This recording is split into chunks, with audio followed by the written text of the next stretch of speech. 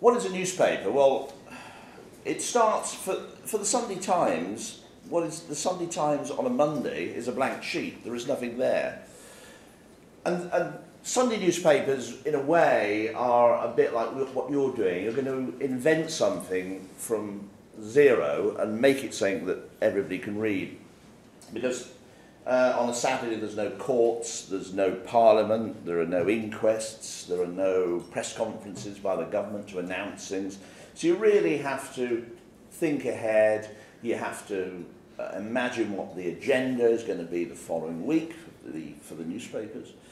And it's up to you really to devise what you can. Yes, we have sport. Well, that can be a blessing, especially during the things like the Olympics and the Paralympics. Did you notice there was no other news, was there, when the Paralympics and the Olympics were on? And now, today the standard splash at 1 o'clock is the Hillsborough apology, and then at 4 o'clock it's the US envoy killed in Libya. So gradually we're getting back to business. And we're also coming out of what we know as the silly season. This happens every year, and it really is the biggest doldrums for newspapers, and you have to come up with imaginative stories. I think only in August or early September would you have a giant tomcat launching a hunt for a lion in Essex. So we had to think about. There have been others. There was I think it was an eagle escaped once from London Zoo, and one of the other speakers was just telling me he was having an interview at the Mail at the time, and funny enough, it was so long ago. I was having an interview at the Mail when this eagle escaped, and they had this fearsome news editor called Jonathan Holborough, who went on to actually edit the Mail on Sunday. And I was in there doing the interview, being the polite young boy answering the questions. And the reporter suddenly interrupts on the phone, giving the latest that the eagle was up a tree. And he shouts at the reporter, "Well, go and get some carrion." Now, where would you get carrion from? I mean, I don't know. Can you go into a butcher shop and ask for it? I don't know, it scared me to death, I have to say. Luckily, I never got a job at the Mail. Probably thankful for it. But another animal story that you may have vaguely heard of was Blackie the donkey. Blackie the donkey was an animal that I think it was going to be hauled up on a string and beaten with sticks or something. I don't think sweeties would drop out of him. But this was in Spain. And I imagine this was also in the summer, because Fleet Street dispatched all these journalists to try and save this poor donkey. And one guy, Hugh Whitto, was working at the Sun, and he managed to buy the donkey for 250 pesetas, or whatever, £250 in pesetas, and put it in a field for the farmer to look after. But there was another guy there called Don Mackay, a very seasoned veteran reporter from the Daily Star, who went along at 7 a.m. the next morning while Whitto was still in bed, paid the farmer again to take the donkey away, put it in a van and took it all the way back to London. The Sun was furious at the time, and there was a lot of bantering between the two. So we had to think, while this was going on, what could we do to counter this? How could we do a story about an animal in Sunday Times way? So I'm going to let you think about that and see if you can come up with any bright ideas how we did it, and then we'll close on that, I think. Now, what do journalists do? I mean, what do you do? Somebody in our office, Nick Helen, the former news editor, said, he put it very simply, and it's probably true. We ring people up and write down what they say. And it works, but you've got to be able to ask the right questions, tell them the right things. And it's often what people say that make the story, not the event itself. I mean, looking back at the Paralympics, the story was not Oscar Pistorius being beaten, was it? It was the fact that, this huge row afterwards where he complained that the other runner had bigger blades than he did, and was able to run faster. So that became the story, a classic tale of, a workman always blames his tools. And so you'll go to events, and the event will be put on by people who want you to say what the message they want to put across is. But that really, it probably is not the story you should be looking for. You should be sort of skirting around the boards and seeing what the story is. A couple of years ago now, a few years ago, I went to the launch of the Live Aid DVD, and they were giving out copies of the promo disc, and we were drinking and talking to Geldof and that sort of thing. And I suddenly noticed that there was no track listing for Led Zeppelin. So I got Geldof into a corner. I said, why aren't Led Zeppelin on here? And he said, well, they didn't think their performance was good enough, so they've vetoed it. So that gave us a nice page lead in the Sunday Times. Led Zeppelin pulled the plug on St. Bob's fundraiser. So it was a story that they didn't particularly want, but it made a good copy for us. Truman Capote, the American writer, he once said there isn't a single person in the world who you can't get to talk about themselves. And it's always good to get as much colour as you can while you're talking to people. Never ask questions if you can, where the answer is yes or no. Try to get them to ask them a question which will bring on them to say something, keep talking, and give you some sort of copy about themselves. Let's pick on somebody and see if we can get a story out of them. Craig, you were at Festival, weren't you? I was. Yeah, okay. What happened to you there? Any bad experiences? No, none for me personally. Ah, somebody else? You could say that. Yeah. Go on, tell us. He took something that he maybe shouldn't have, or too much of something he shouldn't have. Yeah. And he now doesn't know what he did for a certain 8 hours of a day. Oh, right. Yeah. Did he get into trouble? Did he get into any other trouble? No, apart from the message he left his girlfriend on her phone. Which was? We don't know. But she wasn't very happy about it. So Oh, does he know? He doesn't know either. Right. Well, there's a story. Bristol student in blackout at Festival. So you see, I mean, you can conjure up stories like that. I mean, we cheated a bit with Craig, but we got something, didn't we? I mean, a little, and you got a bit of a laugh out of it, so good. 20 years ago now, I did probably the first story about a guy called Bob Crow.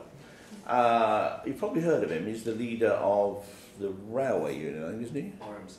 RMC, okay. Then he was a young sort of London guy coming out. And I got on the phone to him and what did I see him? I can't remember. But I was chatting away.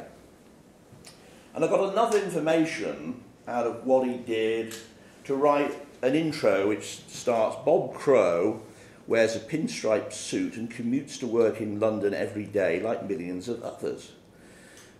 But instead of pictures of the family, he has busts of Marx and Lenin on his desk, and this week he plans to disrupt his fellow passengers' journey with the threat of an indefinite strike. That's a good way, if I set myself into an intro. And Bob Crow has never forgiven me, will not take calls from me, and if you ever read an in-depth article about Bob Crow now, it'll always say he has busts of Marx and Lenin on his desk. Whether he still has or not, or he did 20 years ago and they're long gone, who knows. Similarly, I remember doing and I apologise for talking about myself, but these are the memories I have, and I expect Neville to talk about stories from the news as well that he was involved in. I remember doing something about the Green Party, which is, pardon me, a bit dull and boring, but after an interview, I found out that the people who started in this country got the idea after reading an article in Playboy about trees. So, of course, the intro starts, an article in Playboy launched the Green Party. So you've got to look for the unusual and, just skirt around the subject until you get to what the salient point is and what the line's going to be. There are differences, of course, between, say, the tabloids that Neville works for, the broadsheets, although I have done tabloids in my time. I mean, the Sunday Times, we're interested in story on billionaires and poets and authors and banks and that sort of thing, where the papers like The Sun are more interested in who wins Big Brother and soap stars, etc., etc.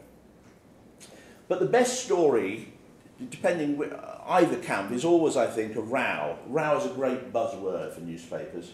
Look to see how the intros start with the word row. And a good way to try and create stories, if you like, is to read what somebody says and then go to somebody else for the counter view. And that way you are instigating this debate, this argument, or this row. And it often works. And if they're two celebrities, or well-known people, even better, you have a mudslinging match, and you can have great fun that way.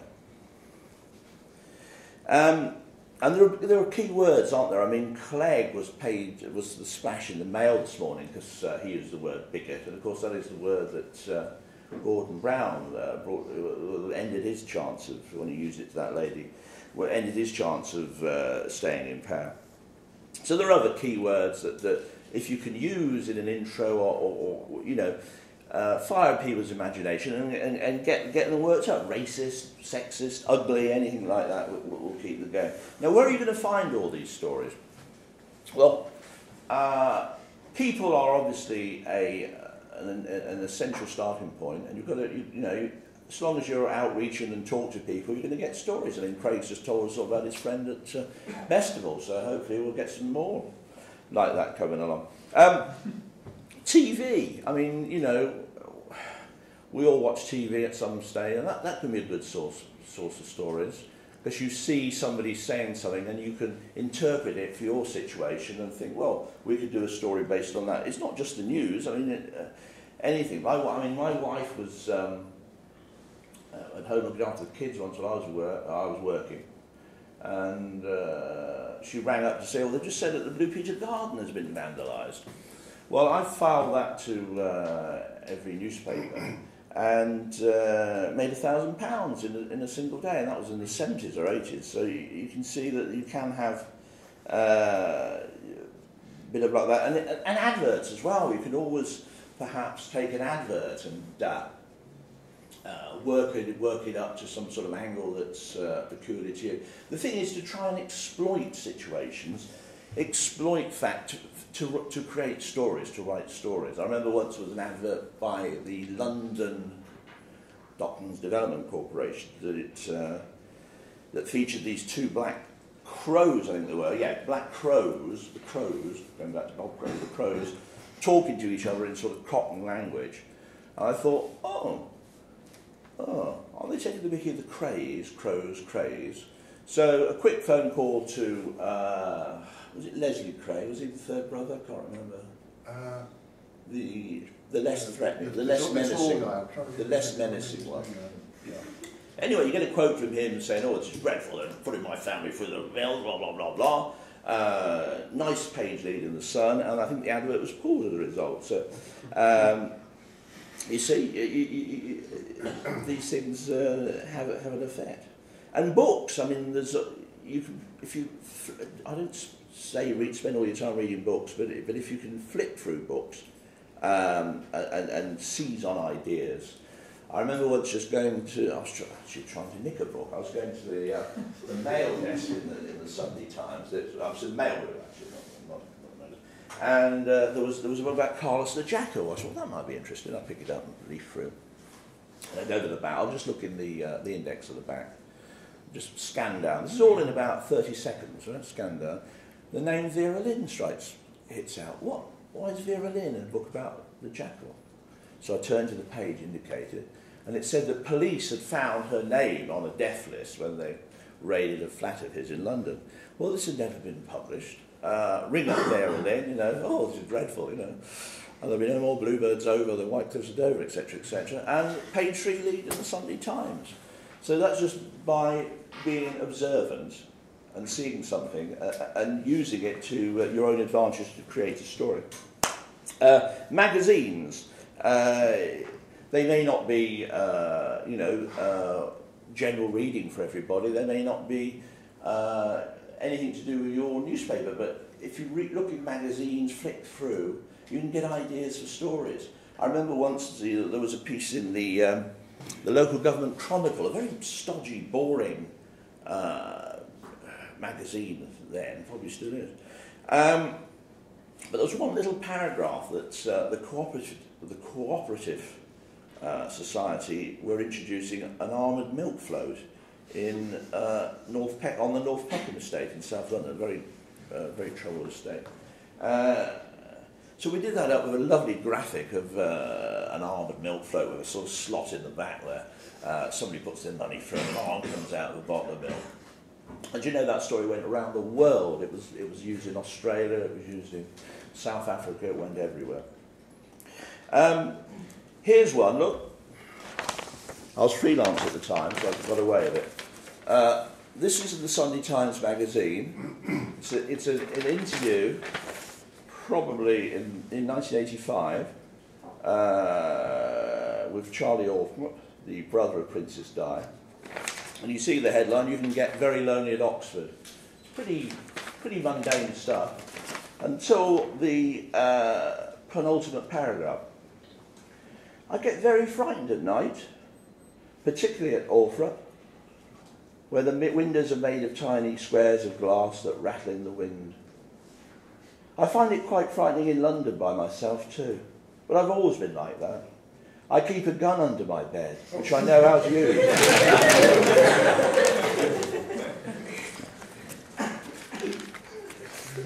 Sun's flash, by me, just on spot in that one line. You see, can work. To the advantage. And when you come to write the story, always look for interesting angles that sort of just take it out of the ordinary. I did one a few years ago about, I think it was 8,000 books going missing from the New British Library since it's moved from wherever it was before. And they were worth about £250,000. Well, you know, 8,000 books, £250,000, not very exciting. You know, what do you intro on? You know, a first volume of Shakespeare's gone missing. It's not very exciting. But the first edition of Dennis the Menace has been stolen. Excellent! Another page lead. As I say, yeah, and another one I remember was sushi being served at Butlins. It's not a great story, but, you know, once you get an intro like Heidi Banzai at sushi at Butlins, you know, you're away. Now, students, newspapers don't spend a lot of time writing about students, which is, I don't know if that's good or bad for students. Probably good for the university authorities, because they don't want stories about Craig and his buddies getting blasted at the festival coming into the tabloid press, do they, Craig? Probably not. I guess that, you know, the only stories you're going to find are stories about sex and drugs and rustication and stuff like that. Right. So I started at the beginning asking, how did we counter the tabloid fight for Blackie the donkey? Who's got any ideas how we might do a nice page lead in the Sunday Times? Paying off the bloke at the end of the journey, the donkey's journey. You know, that's good. Yeah. Have you thought of a job at the Mail? You could have done a story about what the donkey did on the journey home. Maybe he got lost, or the driver, I don't know. Yeah, but the Star had him in the van, so we didn't have any access to the donkey. That's true. Yeah. Okay. No, any other bright ideas? Go on, be inventive as you can. Because the story doesn't have to be about Blackie. In fact, it wasn't about Blackie. Just mirrored it in a way. Taking another donkey on a journey? No. Okay. But there is obviously laws as to how long and in what conditions you're allowed to transport livestock, and is it legal to transport a live donkey from Spain? I think that's one for the Guardian.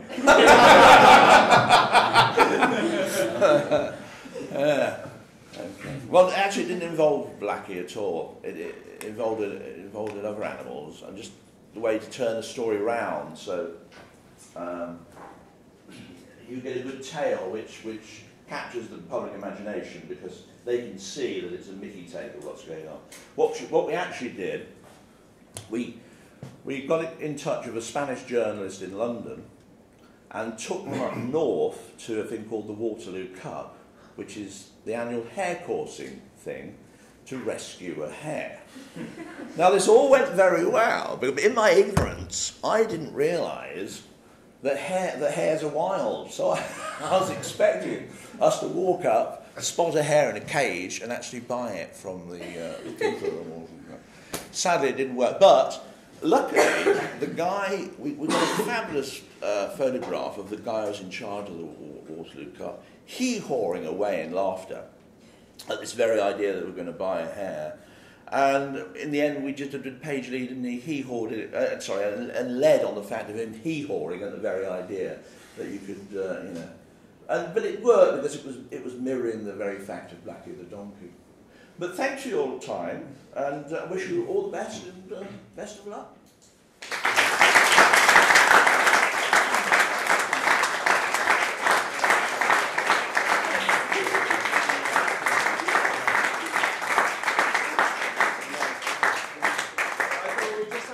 Questions. Oh, sorry.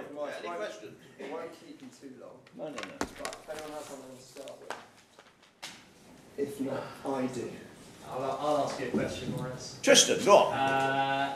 Could you take us through, maybe from start to finish, covering a news story on a Saturday, possibly trying to think of maybe better still, recently. say, this will often happen to some people in this room, is Tristan or I will phone you up and say, we haven't had a news story for 3 days. You're a student, we'll take you back eons ago to your student days.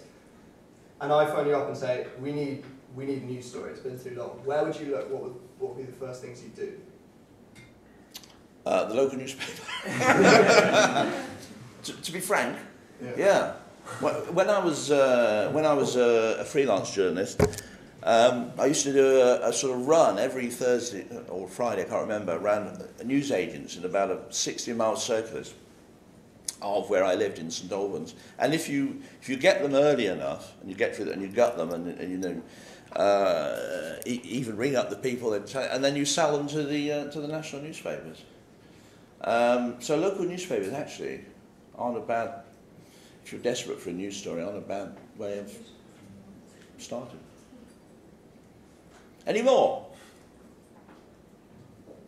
We've had No, there's the lady worried about animal rights. How would you recommend someone go about finding a job at Sunday Times? Is that a quest? Yeah. I don't think we're hiring. Is anybody hiring at the moment? I don't know. My honest opinion is, if you want to work at the Sunday Times, go and work somewhere else first. Probably the tab. Yeah, probably the tab. Yeah. And you get some experience and make your mistakes where people won't notice.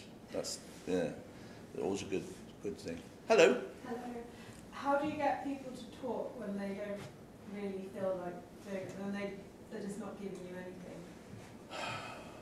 Like, what sort of questions? I know open-ended questions like... You mustn't be too earnest. You mustn't rush up to people. Tell me this, tell me that. You must, in a way, you've got to charm them a bit. I mean, it doesn't always work. I mean, there's a guy called Adam Faith who was a pop singer and then became a businessman and got into a lot of debt. And he said his dog's on me when I went to see him. So that's a flea across a field. But if you can just approach people and talk to them the way you just spoke to me then, I mean, you just be normal, be your normal self. Just for example, I'm sorry I don't remember the guy's name, but he was... Craig, from Festival. Yeah, he's famous now. So I noticed he wasn't always giving you enough information to make that story really No, interesting. he wasn't. He was a bit surprised, wasn't he? Yeah, exactly, because he was aware of what was going to happen. Yeah. How do you... Obviously, most of the time it's best not to say you're a journalist if you can help. Please, don't. No, you should always say you're a journalist if you're going for a story that is going to appear in the papers. Sorry, we're pretty strict on that. Oh, I've been told something else. Okay, well, I don't know who told you that.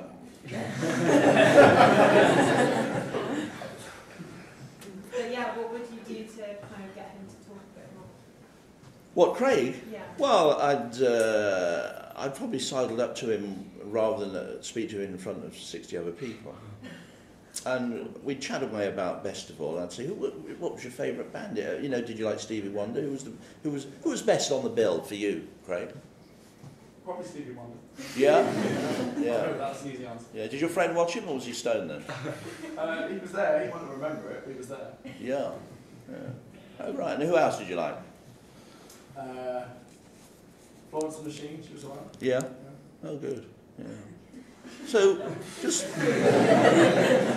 slowly get around the subject, and then, you know, so what was it, acid or beer? Neither. All right. I don't really get anybody. I get what you're saying. But you sort of, there's an old guy in Guildford called Dennis Cassidy. You remember Dennis, don't you? Yes. Lovely man. He's 75, 76 probably now, still going out on doorsteps. He was my boss once, now I send him on doorsteps. And he would knock on the door, and the person would open the door. Yes, hello. What lovely roses. It completely take them off guard. I don't think I've ever seen that particular variety. What is it? Oh, that's you know, Charles II. Oh, while I'm here, can I just ask you about the theft from your bank or whatever? And he'd charm them by that, by just, you know, you've got to use a bit of charm, you've got to use a bit of wit if you can as well. Helps. Wasn't it? Great. Bit of wit. The beer was like that. Oh, the big house.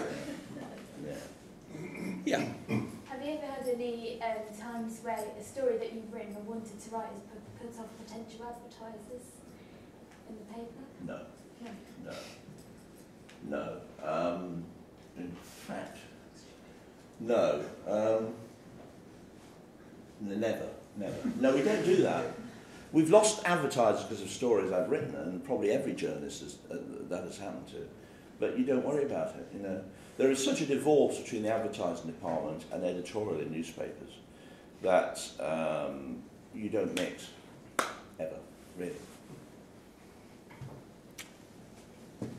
Are you all quiet now? Yeah, hello. Hey, Kieran, yeah. were you at the festival? I was not at festival, no. Right, I've got okay. no drug stories for you. Okay. I wanted to ask, what do you think is the worst mistake you ever made chasing a story?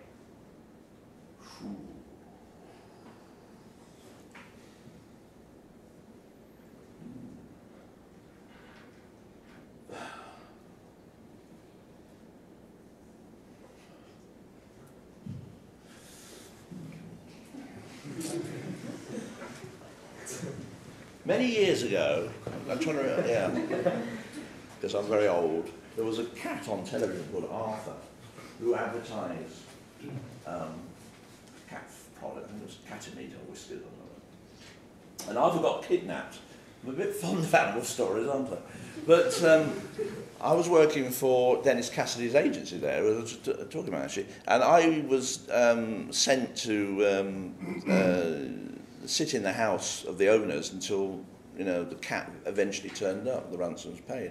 And it was getting late, and it was about 11 o'clock at night, and I pulled out, and of course the cat came home half an hour later, and another paper got the story. So. That was bad, wasn't it? That taught me a lesson. Don't try and get to bed too early. There's other things that I've been a bit ashamed of and have worked, but yeah. But that's probably the biggest mistake, yeah. Right, everyone, we thank Maurice. Thanks very much.